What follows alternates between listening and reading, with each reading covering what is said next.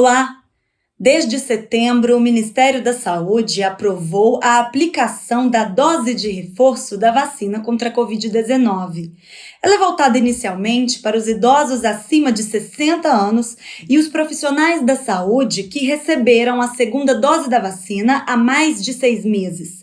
E também para as pessoas imunossuprimidas, ou seja, aquelas que possuem um sistema imunológico debilitado. De acordo com a última atualização do vacinômetro disponível no site do Ministério da Saúde, até o momento foram aplicadas em todo o país 4.073.826 doses de reforço. Na região dos Inconfidentes, a Prefeitura de Ouro Preto já aplicou 2.988 doses de reforço. Em Mariana foram 861 doses e em Itabirito foram 365 doses de reforço aplicadas. Os números são das secretarias de saúde dos municípios. A recomendação do Ministério é que a vacina da Pfizer seja aplicada como dose de reforço neste primeiro momento, já que é o imunizante com os estudos mais avançados em relação à sua aplicação como dose de reforço. Eu conversei sobre o assunto com o vacinologista Bruno Roatti.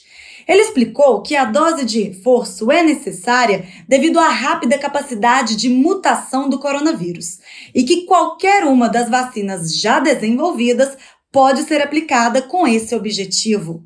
Veja detalhes na entrevista.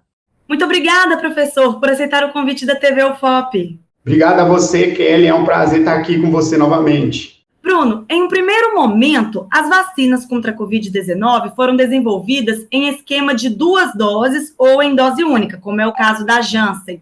Por que agora as vacinas passaram a ter uma dose de reforço? Por que esse reforço é importante? Então, Kelly, excelente pergunta, né? Essas vacinas, elas foram desenvolvidas, né, num tempo recorde. E são vacinas, né, com metodologias muito diversas e muito novas para a gente. Além disso, né, os estudos que têm sido feitos com essas vacinas são estudos muito recentes.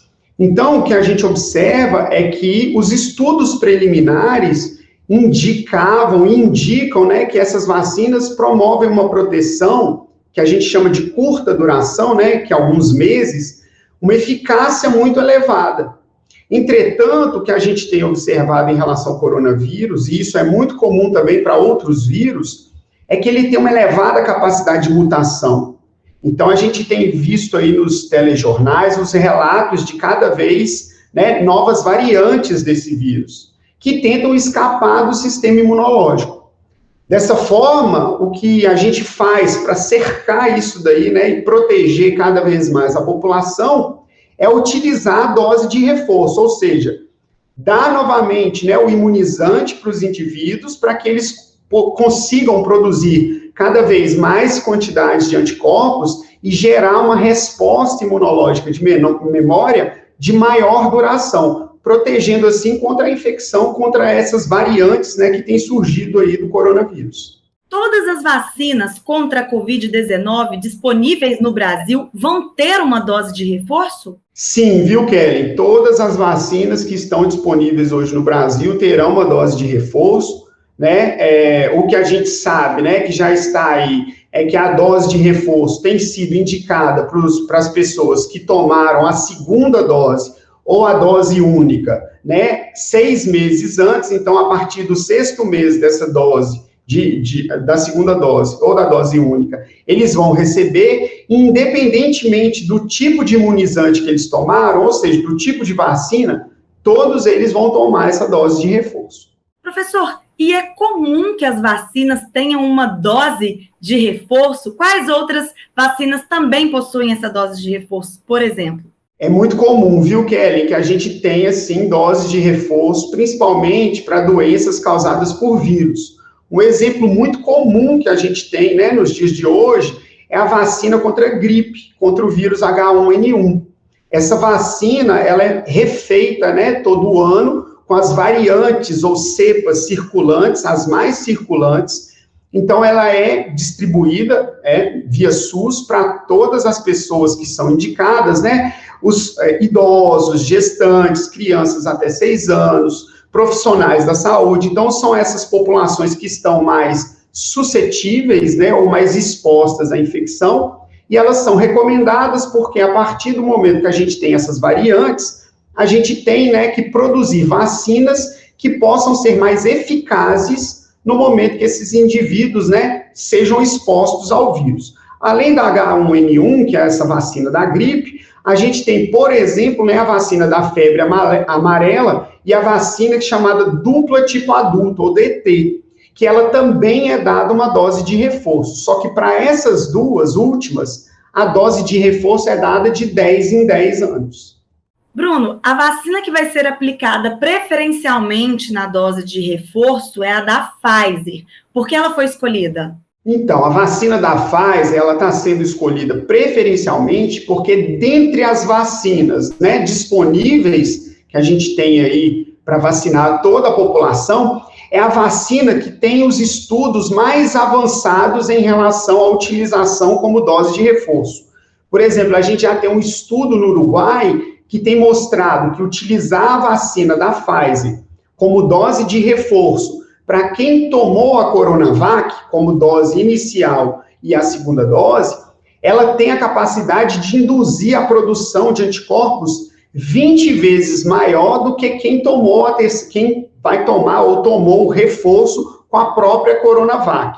Então, esse é um dos motivos pelo qual a vacina da Pfizer está mais indicada para esse tipo de imunização, para a dose de reforço.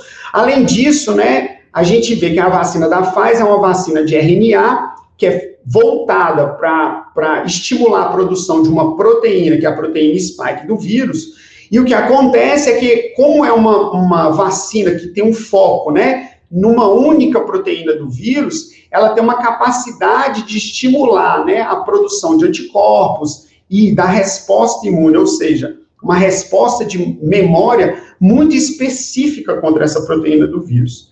E o uso dela como vacina de reforço é muito indicado, além dessa questão dos estudos mais avançados. Professor, então vale a gente destacar aqui que mesmo as pessoas que tenham tomado outros tipos de vacinas contra a Covid, tomar a da Pfizer como reforço não vai gerar algum problema, né? De forma alguma, não vai gerar nenhum problema. E já saiu, né, uma normativa do Ministério da Saúde que a vacina da Pfizer é a mais indicada para a dose de reforço, mas não, de forma alguma, não tem problema nenhum você tomar outra vacina, como, por exemplo, a da AstraZeneca como dose de reforço e a própria Coronavac. O indicado no momento é que essa seja a vacina prioritária para se dar como dose de reforço, mas as outras também poderão ser utilizadas.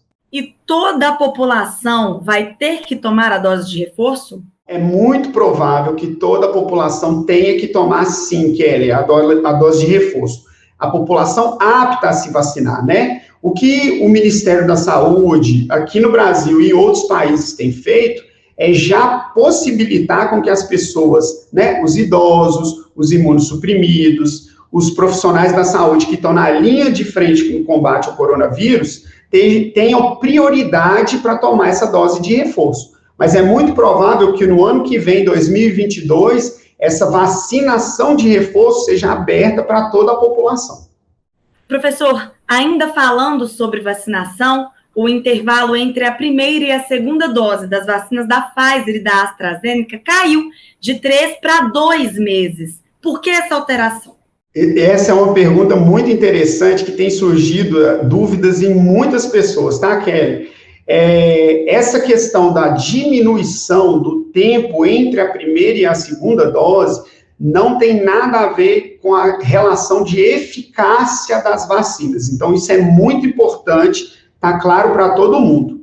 O que tem sido feito é que, como o Brasil está avançando muito no processo de vacinação, o Ministério da Saúde tem utilizado essa estratégia para imunizar a maior quantidade de pessoas em menos tempo. Ou seja, se eu estou reduzindo o tempo entre as duas doses, eu aumento a capacidade de vacinação das pessoas e eu protejo essas pessoas no menor tempo.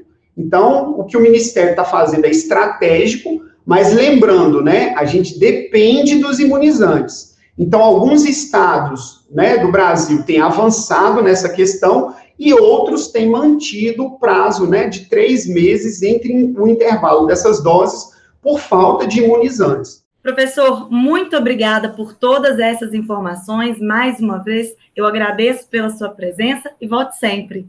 Obrigado você e estou sempre à disposição, Kelly. Um abraço.